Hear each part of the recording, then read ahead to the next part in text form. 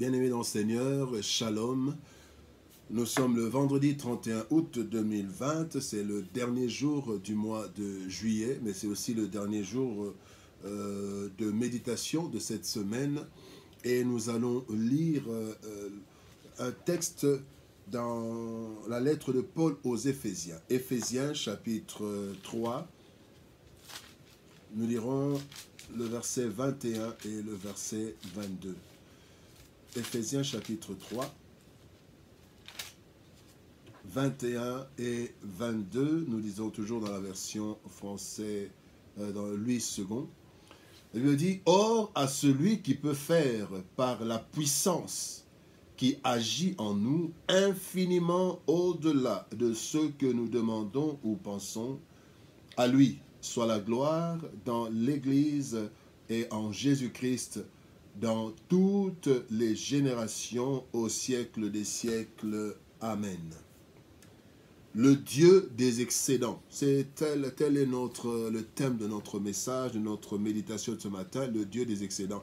L'excédent, c'est cette quantité qui dépasse les prévisions. Une quantité qui va au-delà, la quantité qui va au-delà de ce que nous pouvons espérer ou attendre, ou bien prévoir. Il y a des excédents dans les budgets, il y a des excédents dans plusieurs choses. Et aujourd'hui, nous voulons voir ce thème.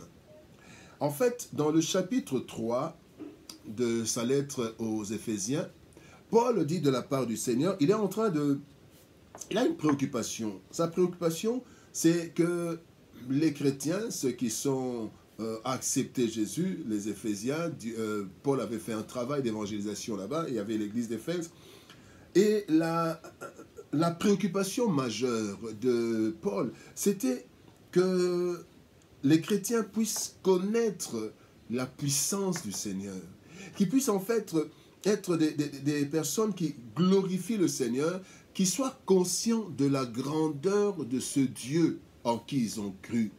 Vous savez, quand on comprend, quand on connaît de plus en plus de Dieu, on s'y attache de plus en plus et de plus en plus on marche selon Dieu. La plupart des personnes qui ne marchent pas selon Dieu ou qui ne s'attachent pas tellement à Dieu, c'est parce que c'est un problème de connaissance. Moins on connaît Dieu, moins on va s'attacher à lui. Mais plus qu'on le connaît, plus on le craint, plus on s'attache à lui, et plus on le glorifie. Et c'était ça le souci de Paul. Et au verset 20, Paul donne une révélation qui doit stimuler le chrétien davantage, qui doit nous stimuler. C'est que l'Éternel peut faire, par la puissance qui agit en nous, infiniment au-delà de tout ce que nous demandons ou nous pensons. Bien-aimé, quelle déclaration!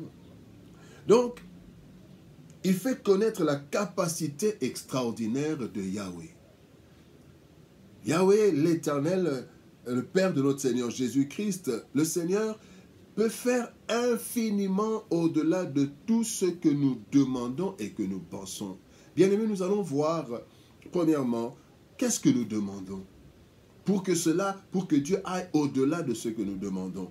Dans Romains chapitre 8, verset 26, il est écrit, « De même aussi, l'Esprit nous aide dans notre faiblesse, car nous ne savons pas ce qu'il nous convient de demander dans nos prières, mais l'Esprit lui-même intercède par des soupirs inexprimables. » Ici, la Bible dit, nous ne savons pas ce qu'il nous convient de demander.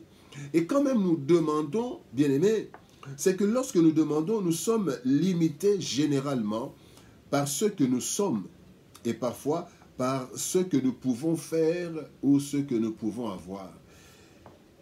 L'être humain a généralement pour référence lui-même et son entourage. Voilà pourquoi, quand vous lisez dans Juge plutôt, chapitre 6, verset 15, alors que Dieu dit à Gédéon qu'il va libérer son peuple, voici la réponse de Gédéon. Gédéon lui dit, « Ah, mon Seigneur, avec quoi délivrerai-je Israël ?»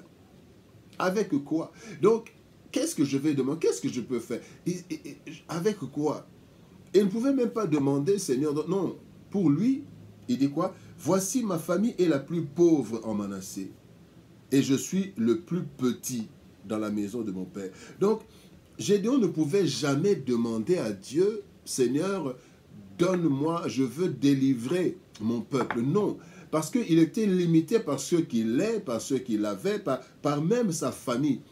Et parfois, même nos demandes sont en fait sont liées à ce que nous sommes.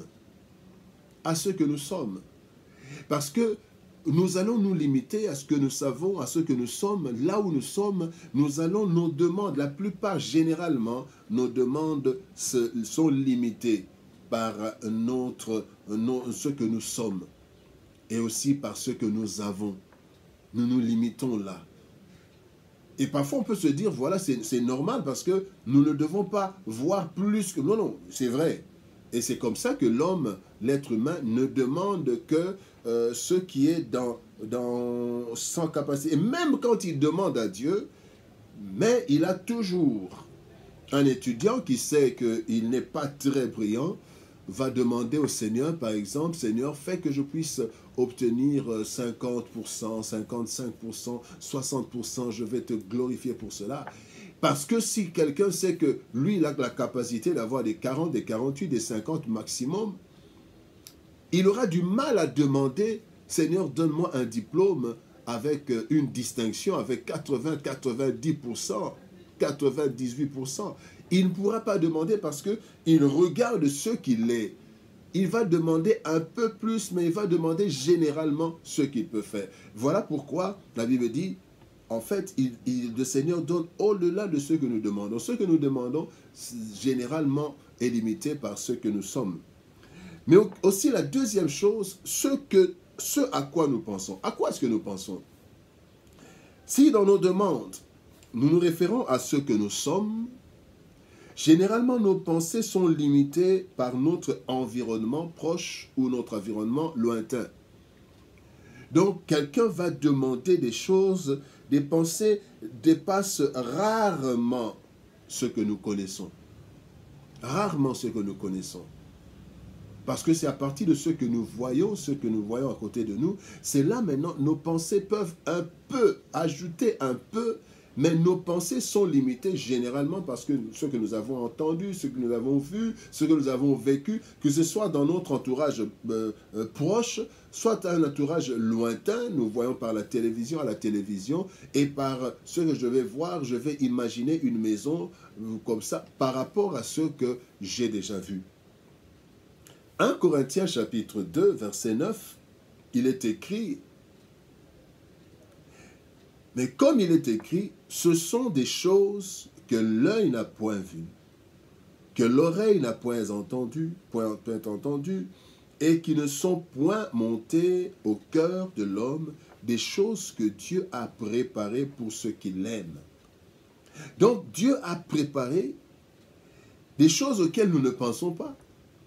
Ici, il est dit des choses que l'œil n'a point vues, que l'oreille n'a point entendues. Et c'est généralement des choses qu'on entend et qu'on voit qui montent au cœur de l'homme. On ajoute un peu, mais il y a une certaine limitation par rapport à ce que nous avons vu et ce que nous avons entendu, ce que nous vivons.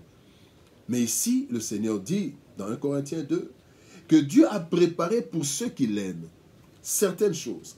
Et ces choses, bien-aimés, ce sont des choses qu'on n'a jamais vues, qu'on n'a jamais entendues. Or, dans nos prières et dans nos pensées, nous allons nous limiter aux choses, ce que je suis, ce dont je suis capable de faire, ce que je suis capable de faire, des choses que j'ai déjà vues, que j'ai déjà vécues, que j'ai entendues. Ce que je ne suis pas capable de faire, bien-aimés, ça sera difficile généralement que je demande. Surtout qu'on va dire, voilà, un chrétien équilibré, qui a les pieds, la tête sur les épaules, qui a les pieds sur terre. Il demandera des choses qu'il a vues, des choses qu'il peut faire avec une petite augmentation. Mais, bien aimé, ce que nous devons savoir, c'est que Dieu n'est nullement limité par ce que nous sommes. Il n'est nullement limité par ce que nous voyons. Il n'est pas limité par ce que nous imaginons.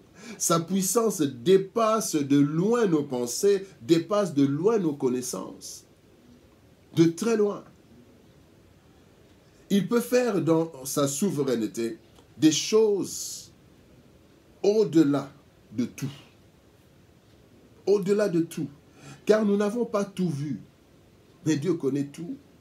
Dieu voit tout. Dieu voit des choses que nous, il connaît et voit des choses que nous n'avons pas vues. Or, nous sommes limités. Bien-aimés, la puissance qui est en nous, la puissance de Dieu, dépasse même notre foi. Ça dépasse notre foi.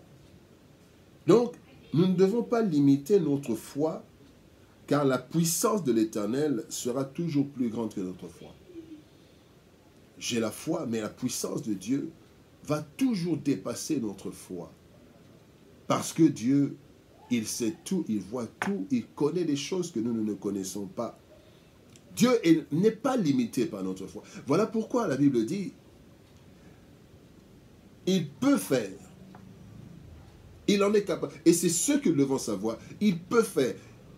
Il peut aussi ne pas faire, mais il est capable de faire. Ce n'est pas qu'il va faire, mais la Bible dit, il peut faire.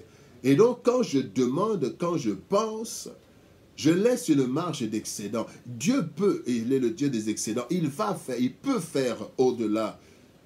Qu'il me soit fait selon ma foi, mais Dieu peut faire encore plus. Encore plus. Cet homme qui avait 38 ans, qui était pendant 38 ans à côté de la piscine de Bethesda, quand Jésus-Christ lui a dit, veux-tu être guéri? Dans sa demande, il dit, je n'ai personne pour me jeter. Et s'il y avait quelque chose, si le Christ disait, demande ce que tu veux, certainement qu'il allait dire, Seigneur, je voudrais que quand l'eau va être agitée par cet ange, je voudrais que toi tu sois là, que tu me prennes, que tu me jettes dans l'eau. C'était ça. Et dans cette imagination, il pouvait aussi imaginer soit que le Seigneur pouvait lui donner un peu d'argent parce que lui, il restait là pour se nourrir en attendant, mais aussi que le Seigneur pouvait l'aider. Mais le Seigneur Jésus-Christ est allé au-delà. Il a guéri sans qu'il entre dans l'eau. Ce jour-là, cet homme-là est rentré à la maison. Il était guéri, mais il n'était pas mouillé. Or, dans la pensée, dans sa pensée, dans ses demandes, Seigneur, aide-moi afin que j'entre dans cette eau quand l'ange va la bouger. Mais les gens lui demandent, qu'est-ce qui se passe? Il dit, celui qui m'a guéri a dit, prends ton lit, lève-toi, prends ton lit et marche.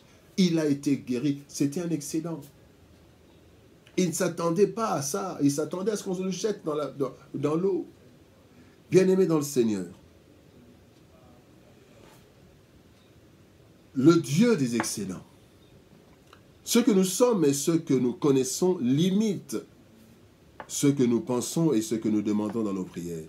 Cependant, l'Éternel, dans toute sa puissance, peut faire en notre faveur plus que tout ce que nous pouvons imaginer. Cette dimension de Dieu doit nous pousser à le glorifier à jamais et en tout temps. Il est dit à la fin, au verset 21, glorifier, que Dieu soit glorifié dans l'Église et en Jésus-Christ dans toutes les générations au siècle des siècles.